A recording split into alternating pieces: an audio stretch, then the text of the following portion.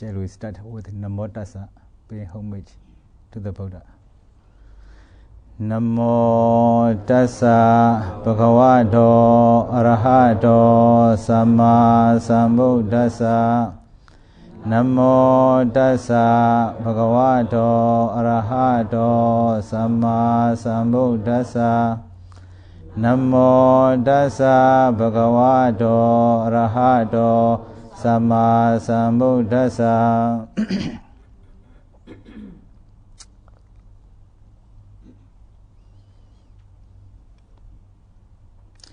Last December, I went back to Burma to assist my teacher, Sayadaw U Pannathami. Before I went back to Australia, he told me that I have to go to America, San Jose, then go to Europe to teach meditation on his behalf. He could not go to America and Europe this year. Whenever Sayadaw asked me to do something, I dare not say no. I always said, I will try. That's why I came here.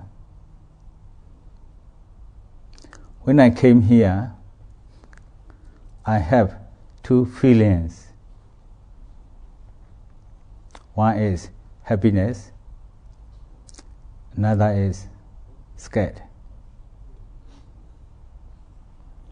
I am happy to see the Dhamma friends who I know here and new Dhamma friends who practice meditation here.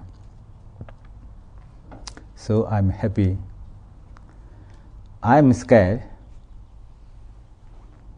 I don't know why I'm scared. But one thing is very clear. That is, I do not read newspapers. It is better not to read. If I read, my scare may be more strong. Another possibility is, this is the first time I conduct the retreat. Other times, I follow Sayadaw, just assisted him to interview the yogis. I do not have the duties, responsibilities for the yogis. This is another possibility. I'm scared. But I will try to help our yogis for 2 weeks.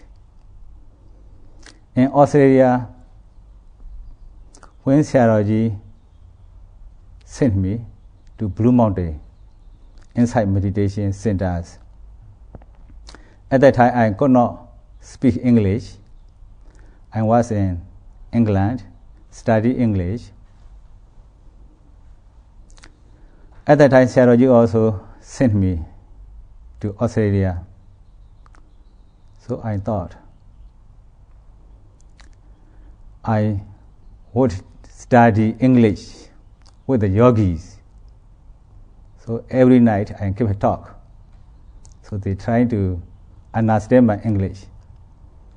Now also I want to study my English with the yogis. So I hope you understand my English.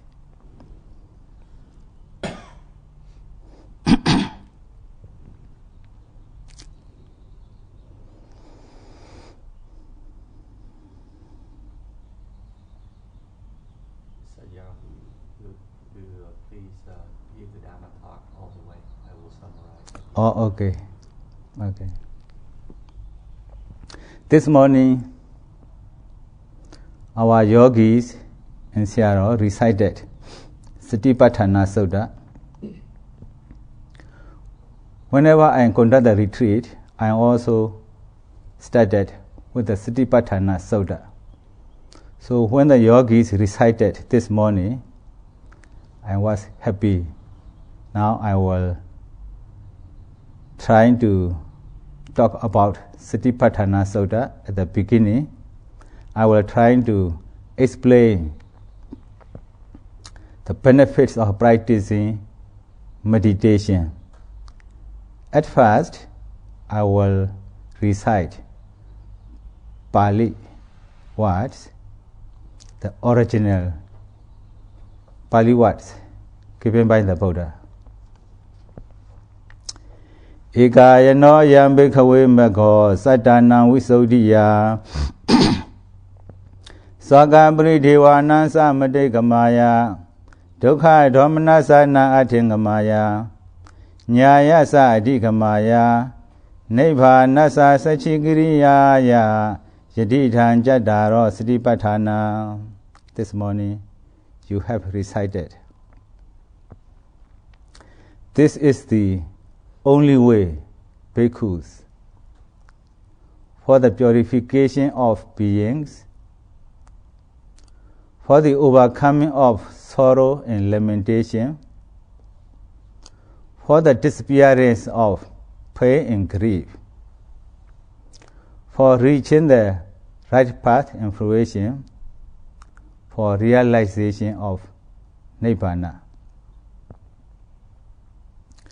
Before we practice meditation, the Buddha declared the benefits of practicing meditation. At the present time, we have many advertisements mentioned about their goods, how these goods help the people. So the Buddha also understood. Before we practice meditation, he declared the benefits, 7 kinds of benefits. This is the only way, bhikkhus, for the purification of beings, for the overcoming of sorrow and lamentation, for the disappearance of pain and grief, for reaching the noble path, and for realization of Nibbana. At first he said, this is the only way, ekayana, not the other way. There are no branches to attain enlightenment or to attain Nibbana. This is the original Buddha's word. So when some devotees hear this word, they don't like it. When I was in Singapore, one night I gave a talk to the new yogis. I started Satipatthana Sutta, the benefits of practicing meditation. In the audience, there is a monk. After Dhamma talk, he told me, Sayadaw, do not use this word. This is the only way. Because they don't like. So I told him, this is not my word. This is the word of the Buddha. I cannot change what the Buddha taught.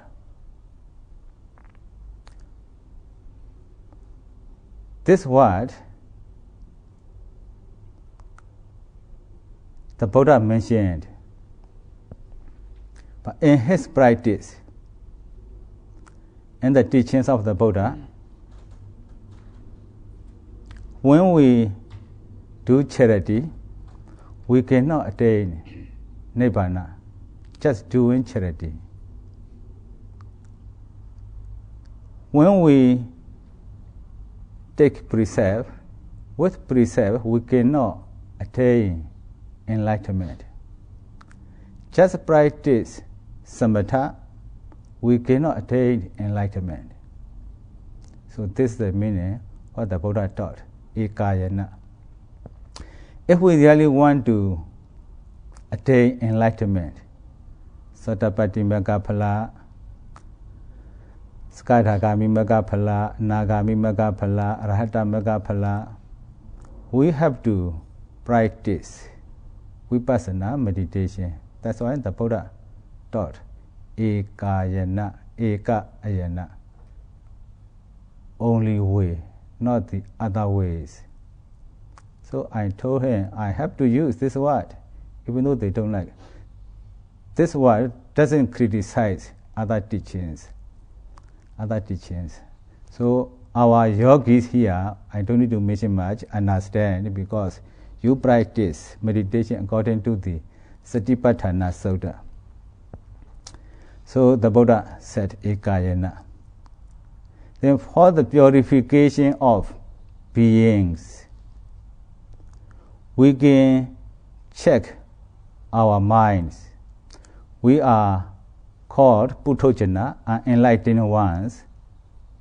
We have defilements, greed, anger, delusion. We have defilements.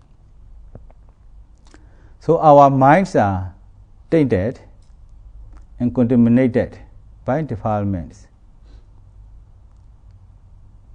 Now, this morning you started meditation. When you practice meditation according to the Satipatthana Sutta, you cross your leg, keep upper body upright, then keep the mind on the abdomen. You pay attention to the rising and falling of the abdomen, then you note it carefully. As the Satipatthana Sutta mentioned, Adaba, putting forth effort.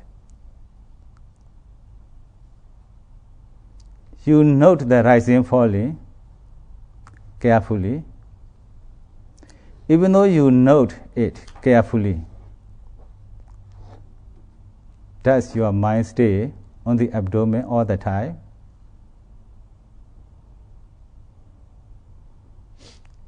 If you are very careful to the rising and falling, you might be able to note 2 or 3 times.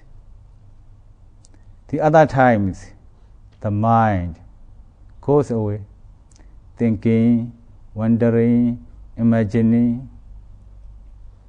thinking about mostly what we want something. So our minds are not stable. So this shows we have defilements. Defilements define our minds. If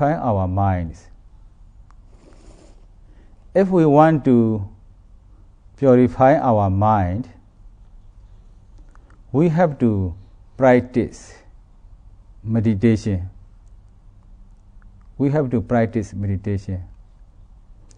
The Buddha said, the mind itself pure and clear.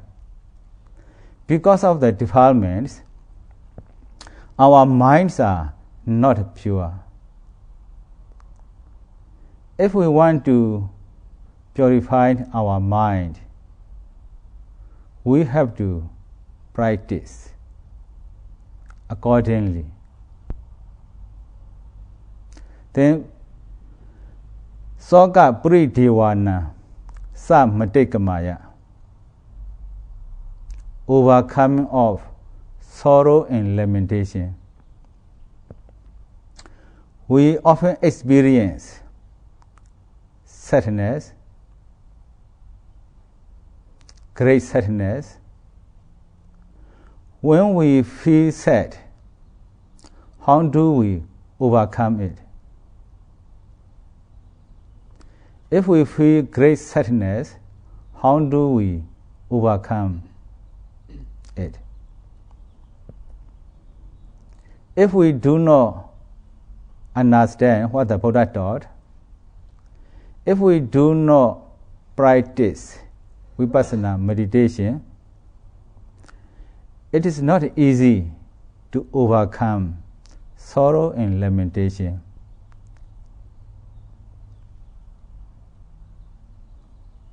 Because the Buddha taught us how to overcome, when we practice meditation ardently and energetically,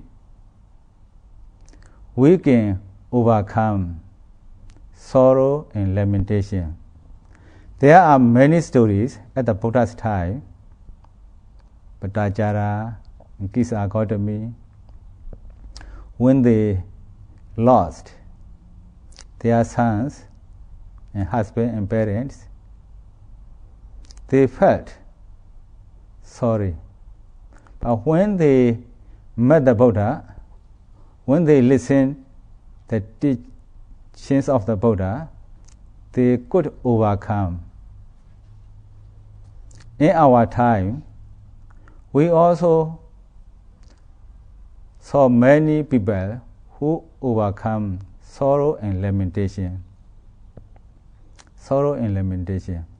It doesn't mean that they attain this and that, but because of their practice, they could control their feeling sad. I would like to tell about a yogi. When I was in Australia, a lady came to practice meditation for 1 month.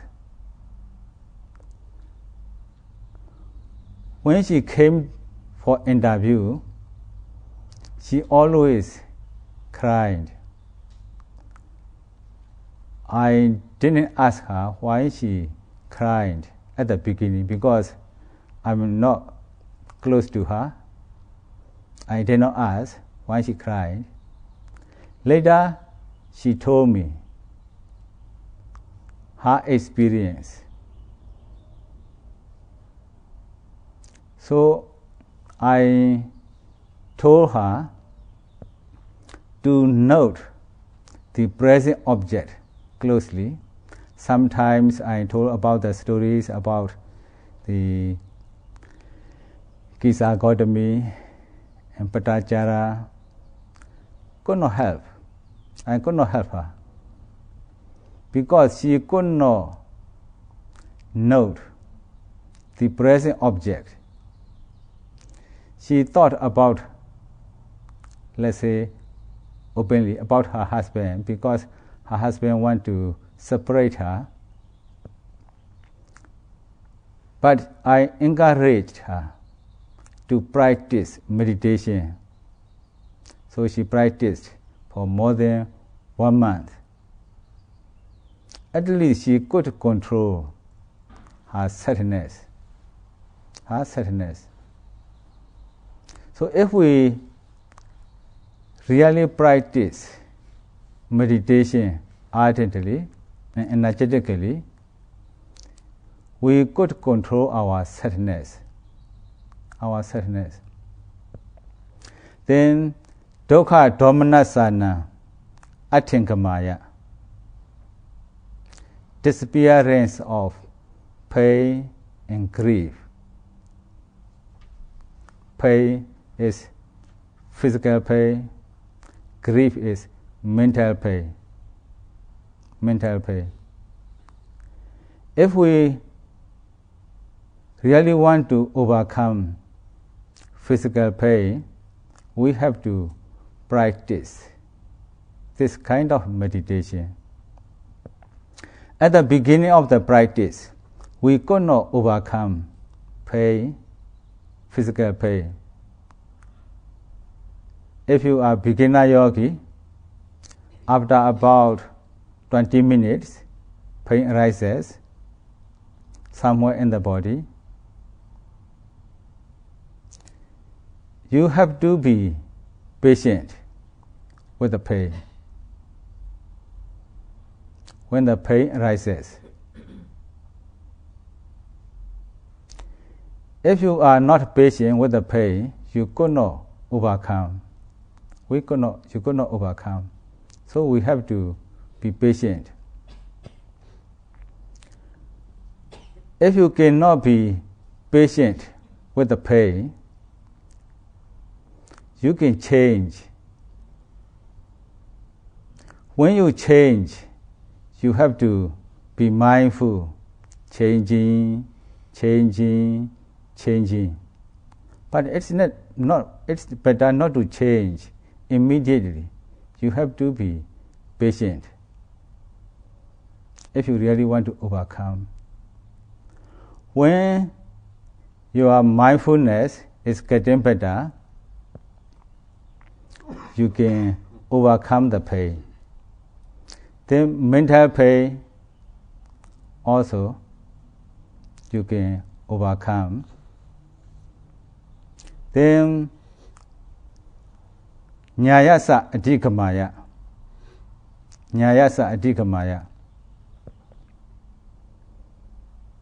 experience reaching the right path in fruition. When we practice meditation according to our effort, we can experience right path and fruition, then go to attain Nibbana. So there are 7 benefits of practicing Vipassana meditation. Then what are the 4 foundations of mindfulness? Kaya Nupassana, contemplation of the body.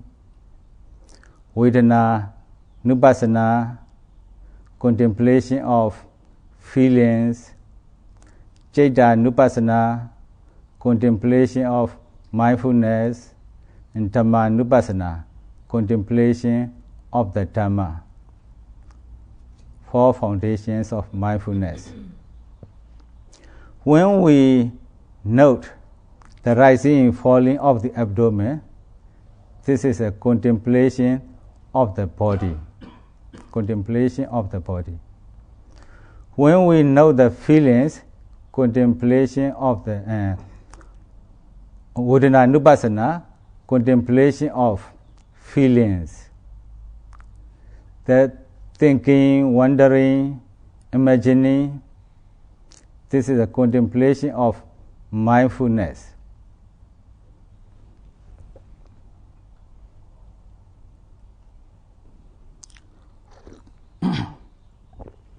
Contemplation of mindfulness. Then we have to note seeing, hearing, smelling, tasting, touching. These are contemplation of the Dhamma. There are 4 foundations of mindfulness. 4 foundations of mindfulness. Now I want to tell you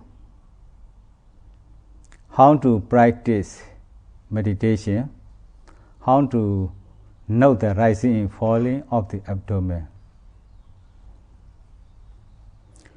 When we know the rising and falling of the abdomen, we have to pay close attention to the rising and falling. As the Buddha taught, Atapi, Sampajana, Satima, putting forth effort. Putting forth effort. Without putting forth effort, we cannot see the rising and falling of the abdomen clearly. That's why our late most venerable Mazi Sayadaw told us the breathing not too hard, not too slow. If we breathe too hard, we can be tired. If we are tired, we cannot practice meditation. If we breathe too slow, we cannot see the rising falling clearly. But breathe carefully. Breathe carefully. When we breathe carefully, the rising falling can be clear. Sometimes I told the yogis, take full breath. When we take full breath, the rising falling is quite clear. They know the rising falling. Rising falling clear. Some yogis, if they could not see the rising falling, they want to change the object in out. I told the yogis when I was in Malaysia, some yogis, they just simply say, I could not see the rising falling. That's why I know the breathing. But we teach meditation according to the Satipatthana Sutta, what our late most venerable Mazi Sayadaw taught us, rising and falling of the abdomen. I encourage them to note the rising and falling closely. Without paying attention to the abdomen, we cannot feel or we cannot see the rising and falling clearly. That's why we have to pay close attention to the abdomen. Even though we pay close attention to the abdomen, we cannot know the rising and falling all the time because, as you know, the mind is so quick and so fast. At the beginning of the practice, we cannot know the rising and falling all the time. But we have to try to note it closely. The more we note it closely, the more we understand our state of mind, thinking, running, all the time. This is not our fault. This is not our fault because we are unenlightened ones. Our mind is so running so fast. That's why the Buddha taught us not easy to control the mind. The mind is because the mind is so quick.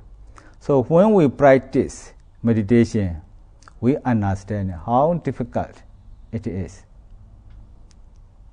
Even though it is difficult to note it, if we put forth effort, the thinking becomes less and less, then we are able to know the rising and falling more clearly.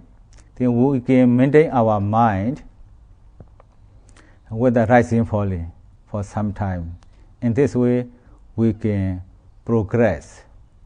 We can progress our practice.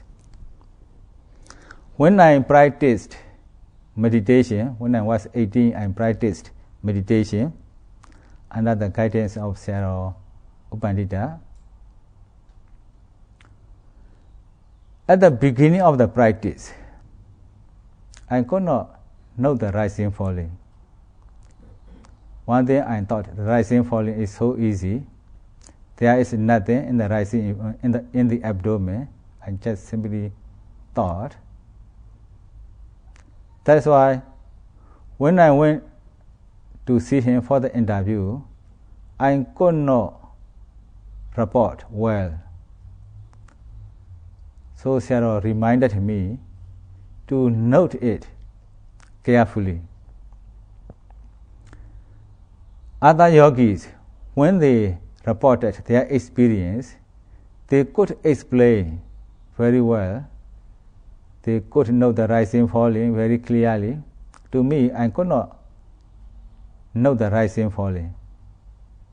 So I also like to report other yogis.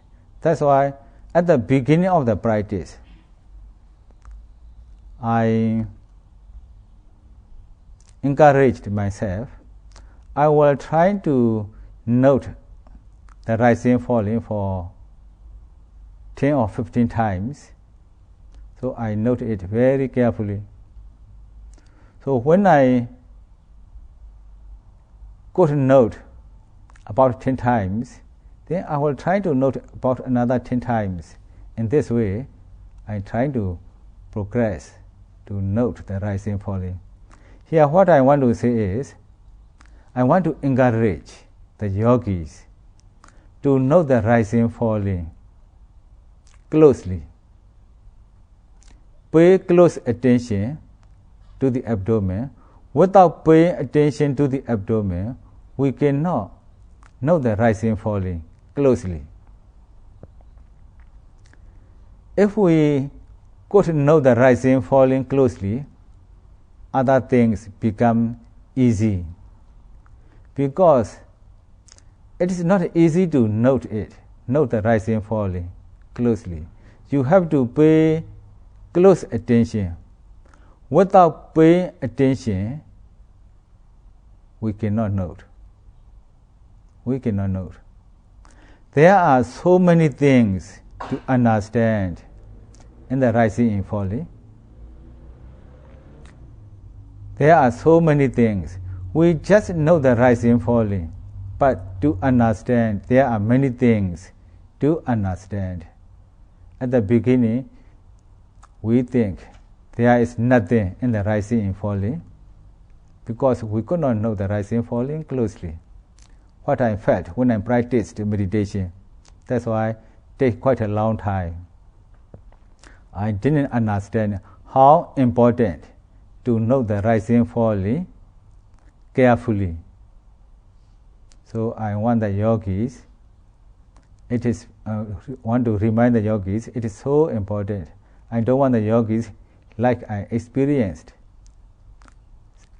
So it is very important to know the rising and falling. Some yogis, they may have experienced to note breathe in, breathe out. If you have experienced noting breathe in out, it is quite difficult to know the rising and falling. But it doesn't matter. When you practice meditation here, at the beginning, you should keep your mind on the abdomen, note it closely. When the mind goes to the nostril, where you noted, you just note in out a few times, then go back to the rising and falling. In this way, after a few days, you will be able to note the rising and falling quite easily. In this way, I encouraged the yogis how to know the rising and falling closely. So, tonight, at the beginning, the first day, I don't know what to talk. Why I'm talking, so a bit, just now as I said, scared. So I want to stop here for tonight. Tomorrow I will continue.